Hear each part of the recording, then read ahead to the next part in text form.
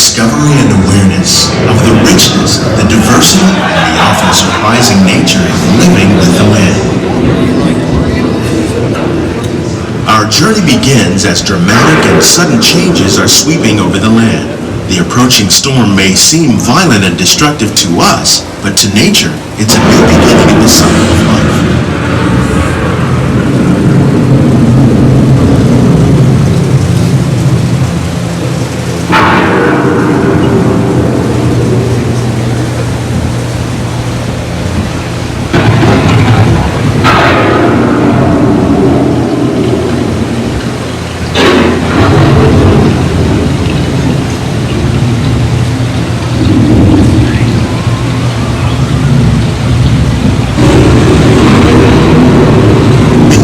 Surface of the land, roots trap water from the flowing mud, extracting precious nutrients and minerals.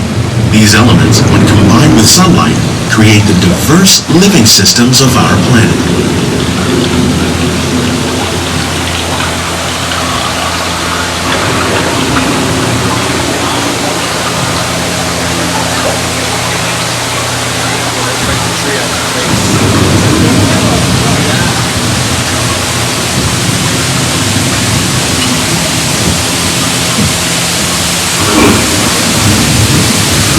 One of those living systems is the rainforest, home to the most amazing concentration of life on our planet. These dense and beautiful forests cover only a tiny portion of the Earth's surface, but they contain more than half of its plant and animal species. Rainforests are also extremely rich and productive living systems, providing us with oxygen, food, medicines, and other elements essential to our lives.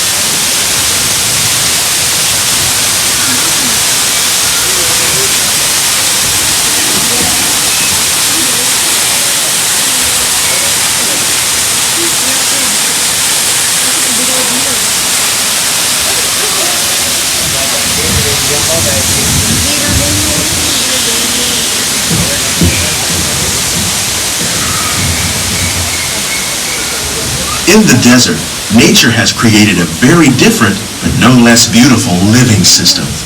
And while this arid landscape may seem lifeless, it is very much alive.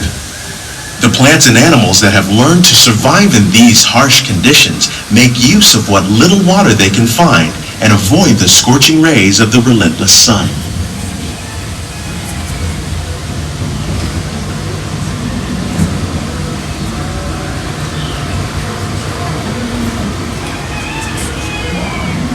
The American prairie once appeared as desolate as the desert, but over time, rainwater and nutrients gradually penetrated the hard surface of this land. Even the hooves of the mighty buffalo helped create the rich soil that would one day become home to the American farm.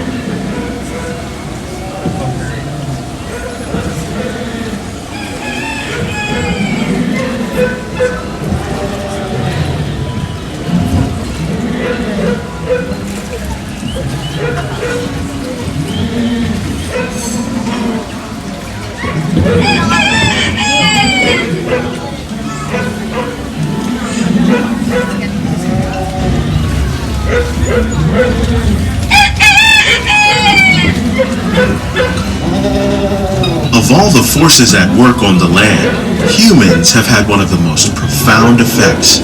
The need to produce food for a growing world led to the enormous use and sometimes overuse of the land. In our search for more efficient ways to grow food, we often fail to realize the impact of our methods.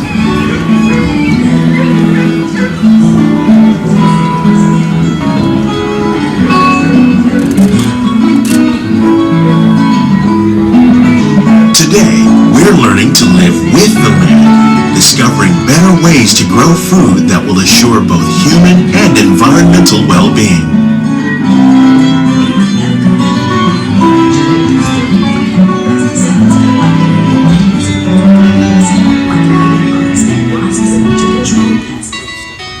In the farmlands across America, we're learning that by plowing under vegetation containing natural fertilizers, we can enrich the soil without the use of chemicals. In arid regions, we're learning to produce food on desert seacoasts by developing and planting crops that thrive on salt water. In Japan, we're learning that by mixing leaves and other living materials into our soil, we can make farmland more fertile without the need for chemicals. Here at Epcot, we're learning to reduce the need for chemical pesticides by breeding and using natural predators, like ladybugs and wasps, to control pests. In the farmlands of Pennsylvania, we're learning that by plowing under vegetation containing natural fertilizers, we can enrich the soil without the use of chemicals. In arid regions, we're learning to reduce food on desert seacoasts by developing and planting crops. How will we meet tomorrow's growing needs for food production, yet still respect the needs of the land? Some of the answers are being discovered just ahead. To help us maintain these carefully controlled ecosystems, and for your safety, please remain seated in your boat at all times.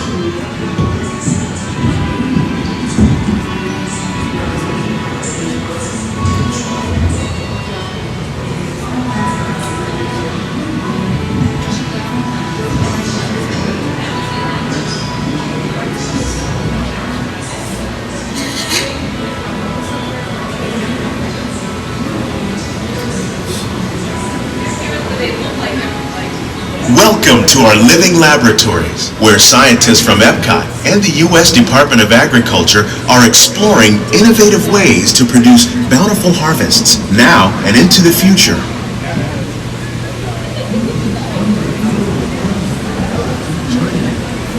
The tropics are home to the greatest diversity of plants on the planet. Many of these, like papaya, bananas, cacao, coffee, and rice, are well known around the world. These are just a few of the edible plants that have been an important source of nutrition for people living in the tropics. Many are rich in vitamins and minerals, while others are well adapted to growing in less than ideal conditions. Some, like the water lily, thrive in wet, swampy areas and waterways. All parts of this plant, even the flower petals, are edible. The starchy root of the plant has long been used to make flour for baking.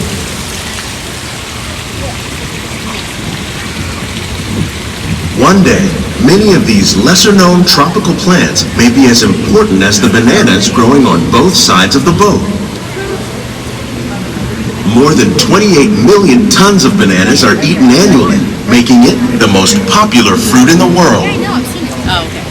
Sorry. Oh my gosh, look at the bananas.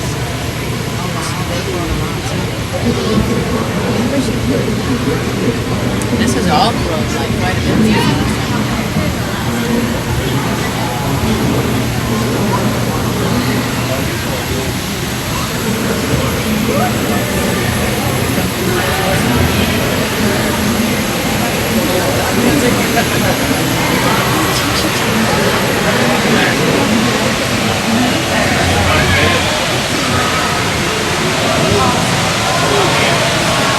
When we mention farming, you probably don't think of fish, but fish farming, or aquaculture, accounts for nearly half of all the seafood consumed globally. Tilapia, bass, and catfish, like the ones you see here, are three of the more popular crops raised by fish farmers. The sustainable system we're using here recycles the water in the tanks. As a result, we're able to save millions of gallons each year.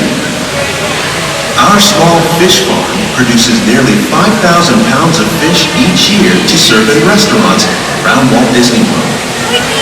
Innovations like this one can play an important role in our efforts to produce bountiful harvests and still protect natural resources.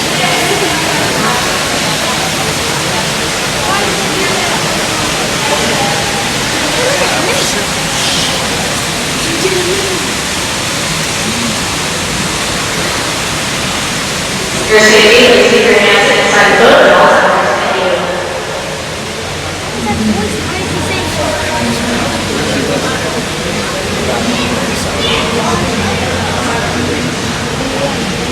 While there are more than 50,000 edible plant species in the world, most of us are only familiar with the handful that make up our everyday diet. The common grains growing here Wheat, maize, sorghum, and millet, plus rice, account for nearly 2/3 of our global food consumption. Learning how to increase yields of these staples is an important goal of research around the world. We had to plant new crops.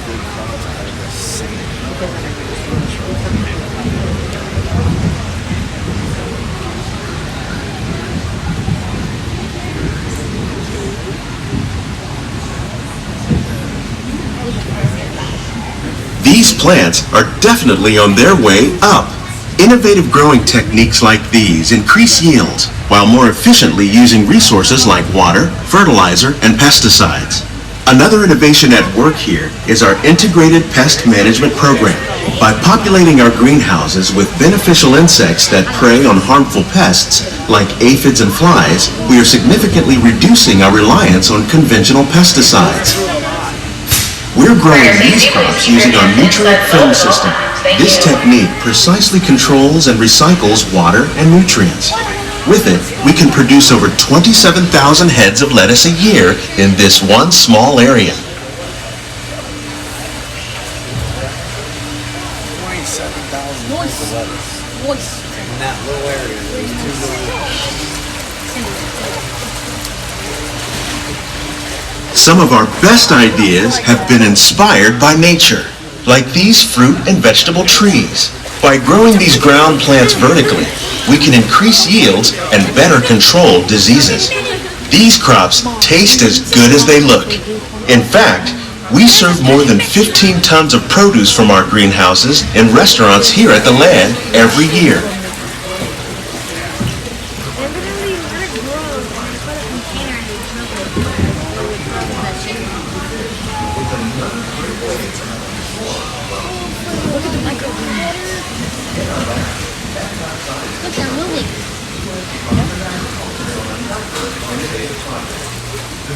The future of agriculture may include innovative ideas like this vertical growing system. Plants grown in this way use a fraction of the space required by traditional growing methods. That saves water and increases production.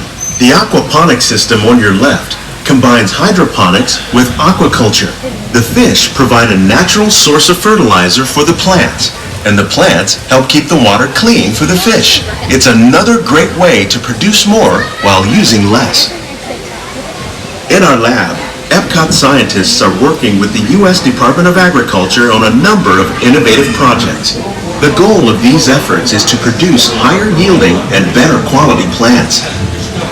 Scientists, farmers, and even backyard gardeners are doing their part to improve the quantity and quality of foods that we all rely upon.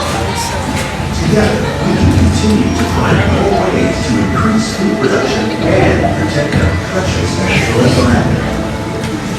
Only then will we truly be living in the land. These greenhouses represent just a fraction of the work being done worldwide to produce bountiful harvests for our growing population.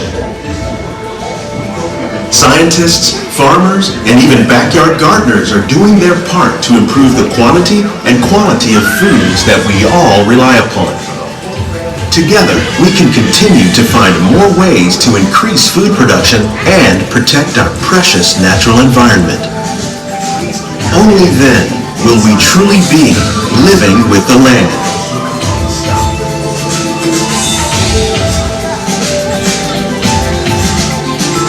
On behalf of Walt Disney World, we hope you've enjoyed this unique journey through our living laboratories. If you'd like a closer look, then check out the behind-the-scenes walking tour. It's a chance for the whole family to get up close and personal with the plants and growing techniques in our laboratories.